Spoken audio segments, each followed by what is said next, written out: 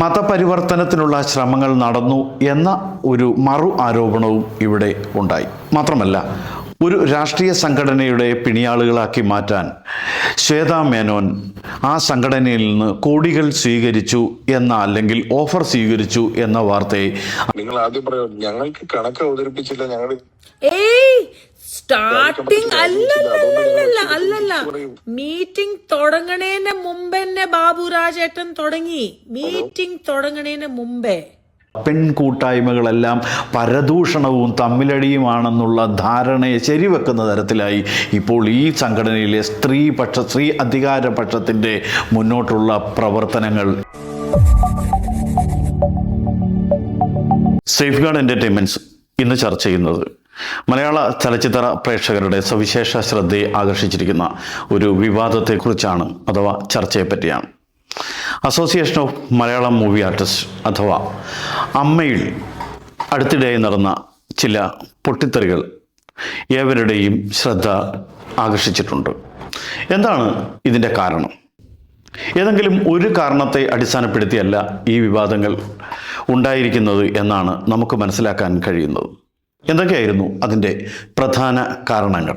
ഭരണപരമായ തർക്കങ്ങൾ, ജീവനക്കാരുടെ പരാതികൾ, സാമ്പത്തിക ഇടപാടുകളെക്കുറിച്ചുള്ള സുതാര്യതയില്ലായ്മയെ സംബന്ധിച്ച ചോദ്യങ്ങൾ, അംഗങ്ങൾ തമ്മിലുള്ള പരസ്പര ആരോപണങ്ങൾ എന്നിവയാണ് സുപ്രധാനമായി കണ്ടെത്തിയ കാരണങ്ങൾ.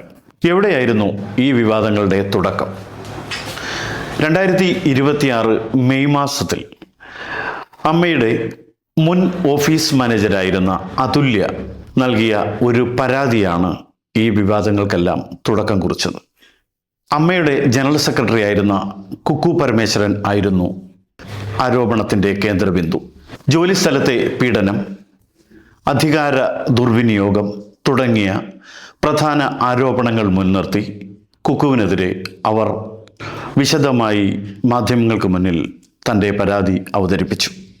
ഒപ്പം തന്നെ കരുവാക്കാൻ, ഒടുവിൽ ഈ കുറ്റകൃത്യങ്ങൾക്കെല്ലാം അല്ലെങ്കിൽ ഈ തെറ്റുകൾക്കെല്ലാം താൻ കാരണമാണെന്ന് വരുത്തി തീർക്കാൻ അവിടുത്തെ ഒരു സെക്യൂരിറ്റി ഗാർഡിനെ കുക്കു പരമേശ്വരൻ ആശ്രയിച്ചു എന്ന വിവരവും പുറത്തു വന്നു. അഥവാ ആ സെക്യൂരിറ്റി ഗാർഡിൻ്റെ ശബ്ദരേഖകൾ അതുല്യ പുറത്തുവിട്ടു. മാത്രമല്ല, ഒരംഗമായിരുന്ന ഉണ്ണി ശിവപാലിനു വേണ്ടി കുക്കു പരമേശ്വരൻ വഴിവിട്ട സഹായങ്ങൾ ചെയ്തിരുന്നു എന്ന ആരോപണവും മുന്നോട്ട് വെച്ച അതുല്യ ഇതെല്ലാം അന്വേഷിക്കുന്നതിനായി കൊച്ചി സിറ്റി പോലീസ് കമ്മീഷണർക്ക് ഒരു പരാതി ഫയൽ ചെയ്തു. ഇതോടെ കൂടുതൽ അംഗങ്ങൾ അമ്മയിലെ സുതാര്യതയില്ലായ്മയെക്കുറിച്ചും അംഗങ്ങളിൽ ചിലർ മാത്രമാണ് തീരുമാനങ്ങൾ എടുക്കുന്നതെന്നും മറ്റുള്ളവർ ആജ്ഞാനുവർത്തികളാണെന്ന് കാണിച്ചുകൊണ്ട് ശബ്ദമുയർത്താനും പരസ്യമായി രംഗത്തെത്താനും തുടങ്ങി. ഇത് ചർച്ചകളെ കൂടുതൽ സജീവമാക്കി. സംഘടനയിൽ ആശയവിനിമയം ഇല്ലെന്നും തീരുമാനങ്ങൾ അടിച്ചേൽപ്പിക്കപ്പെടുന്നു എന്നുമുള്ള ആരോപണം കാട്ടുതീയായി പടർന്നു. പിന്നീട് എന്താണ് സംഭവിച്ചത്? ഇനി നമ്മൾ അതാണ് പരിശോധിക്കുന്നത്. അമ്മയുടെ കുടുംബസംഗമത്തിന് വെണ്ണല തൈക്കാട് മഹാദേവ ക്ഷേത്ര ഭരണസമിതി 75 ലക്ഷം രൂപ സംഭാവനയായി നൽകി എന്ന ആരോപണമാണ് തീക്കാറ്റ് പോലെ പടർന്ന അടുത്ത സംഭവം. ദല്ലാൾ നന്ദകുമാർ ഭരണാധികാരിയായ ഈ ക്ഷേത്രത്തിൽ നിന്ന്, അഥവാ ഭാരവാഹിയായ ഈ ക്ഷേത്രത്തിൽ നിന്ന് ഇത്രയും വലിയൊരു തുക സംഭാവനയായി സ്വീകരിച്ചതിനെപ്പറ്റി അമ്മ എന്ന സംഘടനയുടെ ഉള്ളിലും പുറത്തുമെല്ലാം വൻതോതിലുള്ള വിമർശനങ്ങളും വിവാദങ്ങളും ഉയർന്നു. മതപരമായ സ്ഥാപനങ്ങളിൽ നിന്നും അഥവാ സംഘടനകളിൽ നിന്നും ഫണ്ട് സ്വീകരിക്കരുത് എന്ന അമ്മയുടെ നയത്തിനെതിരായി പ്രവർത്തിച്ച ഈ ഫണ്ട് സ്വീകരണത്തിനെതിരെ അൻസിബ ഹസൻ ഉൾപ്പെടെയുള്ളവർ രംഗത്തെത്തി. മാത്രമല്ല, ഈ സ്പോൺസർഷിപ്പിന് പിന്നിൽ സംഘപരിവാർ അജണ്ട ഉണ്ടെന്ന ആരോപണവും ഇതിനിടയിൽ ശക്തമായി. അതിന് പിൻബലമേകുന്ന തരത്തിൽ അമ്മയുടെ അംഗങ്ങളിൽ തന്നെ ചിലർ നടത്തിയ പ്രസ്താവനകളും ഗുരുതരമായ രീതിയിലേക്ക് കാര്യങ്ങളെ നീക്കി. മാത്രമല്ല, ഭക്തരുടെ പണം ദുരുപയോഗം ചെയ്തു എന്ന് കാണിച്ച് വിശ്വഹിന്ദു പരിഷത്ത് ക്ഷേത്രത്തിനെതിരെ രംഗത്തെത്തിയതും സ്ഥിതി വഷളാക്കി. ഈ വിവാദം തുടരവേ അൻസിബ ഹസൻ രാജിവെച്ചതോടുകൂടിയാണ് വിവാദം പുതിയൊരു തലത്തിലേക്ക് മാറിയത്. അമ്മയിലെ ചിലർക്ക് മതപരമായ താല്പര്യങ്ങളും രാഷ്ട്രീയ താല്പര്യങ്ങളും ഉയർന്നു വരുന്നു എന്ന വാദം ഇവിടെ പ്രസക്തമായി മുൻനിരയിലേക്ക് കടന്നു വന്നു. ഇത് ചർച്ചകളെ പൊതുവേദിയിലേക്കും പെരുവഴിയിലേക്കും വലിച്ചിഴച്ചു എന്ന് പറയാതെ വയ്യ. ഹൻസിബ ഉന്നയിച്ച പ്രധാന ആരോപണങ്ങൾ എന്തൊക്കെയാണ്? ഒന്ന്, നടൻ ടിനി ടോം ഹൻസിബയെ വ്യക്തിപരവും മതപരവുമായി അധിക്ഷേപിച്ചു. മറ്റൊന്ന്, സംഘടനാ നേതൃത്വം ഹൻസിബയുടെ പരാതിയെ വേണ്ട വിധത്തിൽ കൈകാര്യം ചെയ്തില്ല. സംഘടനയുടെ സാമ്പത്തിക കണക്കുകളിൽ വ്യക്തതയില്ല. അംഗങ്ങളുടെ പരാതികൾക്ക് നീതിപൂർവമായ പരിഗണന ലഭിക്കുന്നില്ല. ഇങ്ങനെയുള്ള ആരോപണങ്ങൾ ഉണ്ടായതോടുകൂടി അമ്മ സംഘടനയിലെ കൃത്യമായി പറഞ്ഞാൽ ആരോപണങ്ങളുമായി രണ്ടായി പിരിഞ്ഞു എന്ന് തന്നെ പറയാം. 2026 ജൂൺ 21 നടന്ന ജനറൽ ബോഡി യോഗത്തിൽ അവിശ്വാസ പ്രമേയം ഉയരുകയും തുടർന്ന് ശ്വേതാ മേനോൻ ഉൾപ്പെടെയുള്ള ഭാരവാഹികളെല്ലാം രാജിവെക്കുകയും ചെയ്തു. തുടർന്ന് പുതിയ ഭരണസമിതി നിലവിൽ വരുന്നതുവരെ കാര്യങ്ങൾ നിയന്ത്രിക്കാൻ ഒരു അഡ്ഹോക് കമ്മിറ്റി രൂപീകരിക്കാനും തീരുമാനിച്ചു. ഇതോടെ കാര്യങ്ങൾ കോടതിയിലേക്ക് നീങ്ങി. ഇനി നമ്മൾ ശ്രദ്ധിക്കേണ്ടത് കോടതിയിൽ ഇതിൻ്റെ തീരുമാനം എന്തായി?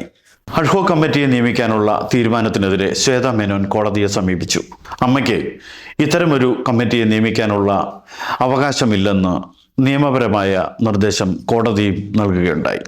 ഇവിടെ തർക്കങ്ങൾക്ക് പുതിയ വഴിത്തിരിവുണ്ടാവുകയാണ്. മാത്രമല്ല, അന്തിമ വിധി വരുന്നവരെ പുതിയ ഭരണസമിതി തുടരാനുള്ള നിർദ്ദേശവും കോടതി മുന്നോട്ട് വച്ചു. ഇവിടെയും പ്രശ്നങ്ങൾ അവസാനിച്ചില്ല എന്ന് വേണം മനസ്സിലാക്കാൻ. ജോയ് മാത്യുവും ജയൻ ചേർത്തലയും കൈലാസും ഉൾപ്പെടെയുള്ള ചില ഭരണസമിതി അംഗങ്ങൾ രാജിവെച്ചു. മാത്രമല്ല, അമ്മയുടെ ഇത്രയും കാലത്തെ 2004 മുതൽ ഇതുവരെയുള്ള ചരിത്രത്തിൽ ആരോപിക്കപ്പെടാത്ത രാഷ്ട്രീയ മത സംഘടനകളുടെ പ്രസ്ഥാനങ്ങളുടെ സാന്നിധ്യം ആരോപിക്കപ്പെട്ടത് ജനങ്ങളിൽ കൂടുതൽ സംശയമുളവാക്കുകയും വാർത്താ പ്രാധാന്യം നൽകുകയും ചെയ്തു. അമ്മയിലെ തന്നെ ചില അംഗങ്ങൾക്ക് ഇതിനെ ഒരു പ്രത്യേക മതവിഭാഗത്തിൻ്റെ സംഘടനയാക്കി മാറ്റാൻ ശ്രമിക്കുന്നു എന്ന ആരോപണവും, അതേസമയം മതപരിവർത്തനത്തിനുള്ള ശ്രമങ്ങൾ നടന്നു എന്ന ഒരു മറു ആരോപണവും ഇവിടെ ഉണ്ടായി. മാത്രമല്ല, ഒരു രാഷ്ട്രീയ സംഘടനയുടെ പിണിയാളുകളാക്കി മാറ്റാൻ ശ്വേതാ മേനോൻ ആ സംഘടനയിൽ നിന്ന് കോടികൾ സ്വീകരിച്ചു എന്ന, അല്ലെങ്കിൽ ഓഫർ സ്വീകരിച്ചു എന്ന വാർത്തയെ ആ രാഷ്ട്രീയ സംഘടനകനെ നിഷേധിക്കുകയുണ്ടായി. മാത്രമല്ല, മറുഭാഗത്ത് മതപരമായ ഒരു ചിട്ട അനുഷ്ഠിച്ചു എന്നതിൻ്റെ പേരിൽ ഹൻസിബ ഹസൻ മതപരിവർത്തന ആരോപണം നേരിടുകയും ചെയ്തു. ഒരിക്കലും ഒരു കലാകാരന്മാരുടെ കൂട്ടായ്മയിൽ അല്ലെ കലാകാരന്മാരുടെ സ്വഭാവത്തിൽ ചിന്തകളിൽ ഉണ്ടാവാൻ പാടില്ലാത്ത വർഗീയ മത ആരോപണങ്ങളാണ് ഇപ്പോൾ അമ്മയെ തെരുവിലേക്ക് വലിച്ചിഴച്ചിരിക്കുന്നത്. മാത്രമല്ല, അതിൻ്റെ പേരിൽ നവമാധ്യമങ്ങളിലൂടെയും മെയിൻ സ്ട്രീം മാധ്യമങ്ങളിലൂടെയും ചിലർ നടത്തുന്ന വിഴുപ്പലക്കലുകൾ അമ്മയെ അങ്ങേ അറ്റം പൊതുജനങ്ങളുടെ ചിന്തയിൽ മലീമസമാക്കിക്കൊണ്ടിരിക്കുകയാണ്. പ്രിയപ്പെട്ട അമ്മയുടെ അംഗങ്ങൾ, ഒന്ന് മനസ്സിലാക്കേണ്ടതുണ്ട്. അമ്മ എന്ന് വിളിക്കുന്നത് ഒരു രാഷ്ട്രീയ സംഘടനയോ മതസംഘടനയോ അല്ല. ഇത് കലാകാരന്മാരുടെ കൂട്ടായ്മയാണ്. ഇവിടെ ഇപ്പോൾ പക്ഷേ തെളിഞ്ഞു കാണുന്നത് വർഗീയതയുടെയും രാഷ്ട്രീയത്തിൻ്റെയും അതിപ്രസരമാണ്. മാത്രമല്ല, നമുക്കിടയിൽ അംഗങ്ങൾക്കിടയിൽ ഉണ്ടായ സൗഹൃദത്തിൻ്റെ പേരിൽ നടത്തിയ സംഭാഷണങ്ങളെ പൊതുനിരത്തിലേക്ക് വലിച്ചിഴയ്ക്കുക, ഓഡിയോ ക്ലിപ്സ് പുറത്തുവിടുക. മാത്രമല്ല, അമ്മയിലെ അംഗങ്ങൾക്ക് രാഷ്ട്രീയപരമായ വ്യത്യാസങ്ങൾ ഉണ്ടായെങ്കിലും അതിനെല്ലാം ഉപരിയായി ഒരു സുഹൃത്ത് നിലയിൽ പിന്തുണയോടുകൂടി പാലക്കാട് നിയയിച്ച പിഷാരടിയുടെ ഒരു ഓഡിയോ ക്ലിപ്പ് പുറത്തുവിട്ടത് കൂടുതൽ വിവാദങ്ങൾക്ക് കാരണമായിരിക്കുകയാണ്. സൗഹൃദത്തെ അല്ലെങ്കിൽ നമ്മളുടെ സ്നേഹത്തിനിടയിൽ ഉണ്ടാകുന്ന സ്വാതന്ത്ര്യത്തിൻ്റെ പേരിൽ ഉണ്ടാകുന്ന സംഭാഷണങ്ങളെ പൊതുനിരത്തിലേക്ക് വലിച്ചിഴയ്ക്കാമോ, അല്ലെങ്കിൽ പിഷാരടി അത്തരത്തിൽ സംസാരിക്കാമായിരുന്നോ എന്ന ചർച്ചകൾ പുറത്ത് വളരെയേറെ സജീവമാണ്.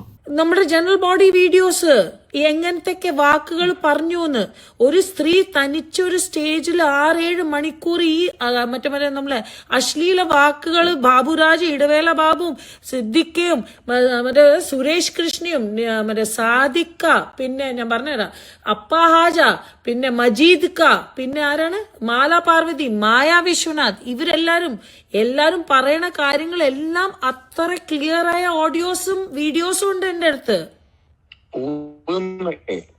അവർ എന്ത് പറയും എന്നറിയാമോ? നിങ്ങൾ ആദ്യം പറയും ഞങ്ങൾക്ക് കണക്ക് അവതരിപ്പിച്ചില്ല, ഞങ്ങൾ ഏയ് സ്റ്റാർട്ടിങ് അല്ലല്ല മീറ്റിംഗ് തുടങ്ങണേന് മുമ്പ് തന്നെ ബാബു രാജേട്ടൻ തുടങ്ങി.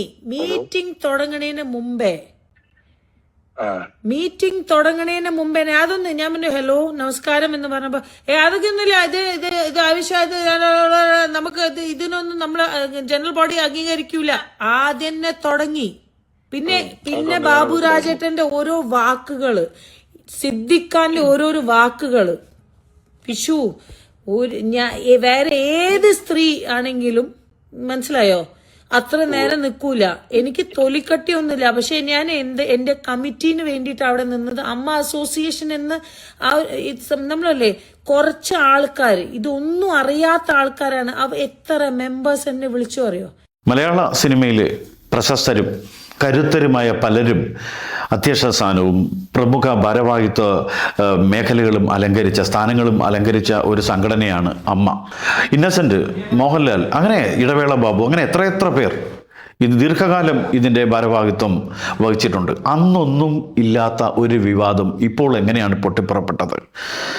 സ്ത്രീകൾക്ക് സമൂഹത്തിലെ മുഖ്യധാരയിലേക്ക് എല്ലാ അർത്ഥത്തിലും കടന്നു വരാനുള്ള സാഹചര്യം ഒരുക്കുന്ന കൂട്ടത്തിൽ അമ്മയിലേക്കും അത്തരമൊരു നീക്കമുണ്ടായപ്പോൾ, അത്തരമൊരു അധികാര കൈമാറ്റമുണ്ടായപ്പോൾ, അല്ലെങ്കിൽ സ്ത്രീകൾക്ക് മുൻതൂക്കമുള്ള ഒരു ഭരണ സംവിധാനം അമ്മയിൽ നിലവിൽ വന്നപ്പോൾ അത് ശരിയായ ഒരു നീക്കമാണെന്നും അത് പ്രോത്സാഹിപ്പിക്കപ്പെടേണ്ടതാണെന്നും കരുതിയവരാണ് കേരളത്തിലെ സിനിമാ പ്രേമികളിൽ, രാഷ്ട്രീയ മേഖലയിലുള്ളതിൽ, പൊതു ചിന്താധാരയിലുള്ളവരിൽ ഭൂരിഭാഗവും. പക്ഷേ ഒന്നും നമ്മൾ മനസ്സിലാക്കണം, ഒരു സ്ത്രീ ഭൂരിപക്ഷ അല്ലെങ്കിൽ സ്ത്രീകൾക്ക് മേൽക്കോയ്മയുള്ള ഒരു ഭരണസമിതി അധികാരത്തിലെത്തിയിട്ട് 8 മാസം പോലും തികയ്ക്കാൻ കഴിഞ്ഞിട്ടില്ല. പൊതുവിൽ ആൾക്കാർ ആരോപിക്കുന്നത് പോലെയുള്ള പെൺകൂട്ടായ്മകളെല്ലാം പരദൂഷണവും തമ്മിലടിയുമാണെന്നുള്ള ധാരണയെ ശരിവെക്കുന്ന തരത്തിലായി ഇപ്പോൾ ഈ സംഘടനയിലെ സ്ത്രീ അധികാരപക്ഷത്തിൻ്റെ മുന്നോട്ടുള്ള പ്രവർത്തനങ്ങൾ, ഇതുവരെയുള്ള ചിന്തകളും പൊതുനിരത്തിലെ പെരുവഴിയിലെ കലഹങ്ങളും. അത്രമേർ നാണക്കേടാണ് സോഷ്യൽ മീഡിയയിലും പ്രമുഖ മീഡിയയിലൂടെ ഇവർ പങ്കുവയ്ക്കുന്ന ചില വർത്തമാനങ്ങളും ആരോപണങ്ങളും. സ്വകാര്യതയൊക്കെ വല്ലാതെ വലിച്ചിഴച്ച് വ്യക്തിപരമായി ഒരു കാലത്ത് സൗഹൃദമായിരുന്നപ്പോഴുണ്ടായതോ ഉണ്ടാവാത്തതോ അല്ലെങ്കിൽ കെട്ടിച്ചമച്ചതോ ആയ കഥകൾ ഇവർ ആർക്കു വേണ്ടിയാണ് ഇങ്ങനെ വലിച്ചിഴയ്ക്കുന്നത്? ഒന്ന് മനസ്സിലാക്കണം, ഇത്തരം പരദൂഷണ കഥകളും പരസ്പരം ചെളിവാരിയലുകളിലൂടെ നശിക്കുന്നത് ഒരു സംഘടന അഡ്രസ്സ് മാത്രമല്ല, വ്യക്തിപരമായി ഇത്തരം ആരോപണങ്ങൾ ഉന്നയിക്കുന്നവരുടെ അന്തസ്സ് കൂടിയാണെന്ന ബോധം ഉണ്ടായിരിക്കുന്നത് നല്ലതാണ്. ഇതാണോ നിങ്ങളുടെ കലാപരമായ മര്യാദ? അല്ലെങ്കിൽ ഒരു പക്ഷേ ചോദിക്കാൻ തുറന്നു തന്നെ, ഇതാണോ നിങ്ങളുടെ രാഷ്ട്രീയ മര്യാദ?